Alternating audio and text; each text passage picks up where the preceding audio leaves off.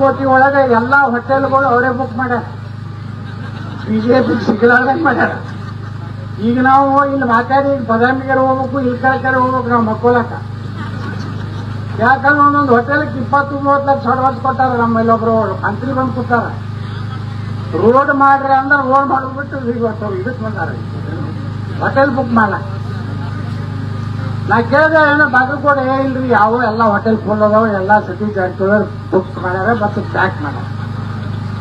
ರೊಕ್ಕನೂ ಸಾಕಟ್ಟು ಬಂದದ.